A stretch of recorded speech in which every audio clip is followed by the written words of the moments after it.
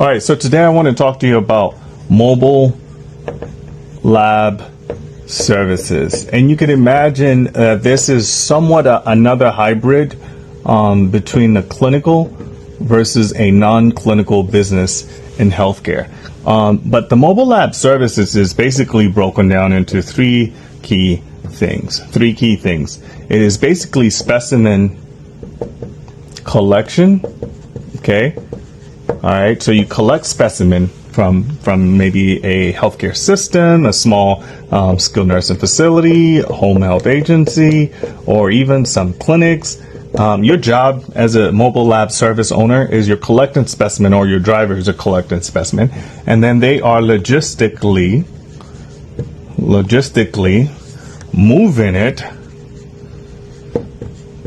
to a big lab, okay, where it's actually supervised, ran through the microscope and all the fun things that medical lab scientists do, or medical lab technicians. But then the other thing that's key is speed, because time is money.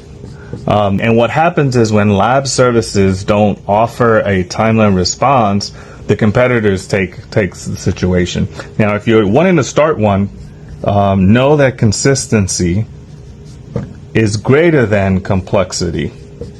Okay? You don't want to sound so smart that you're missing the expectations of your customers.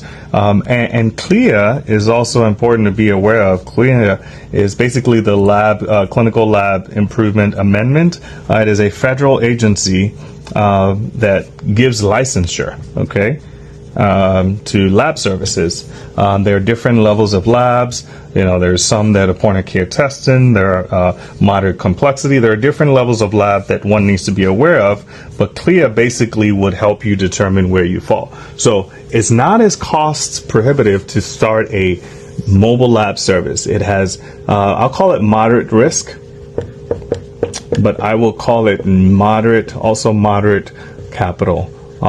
Really, most of the cost would be in supplies, right?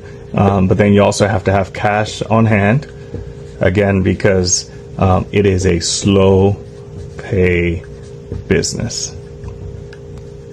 All right. So mobile lab services is a hybrid, I'll call it hybrid, between clinical and non-clinical healthcare business that an innovator, an entrepreneur can consider in healthcare. Thank you.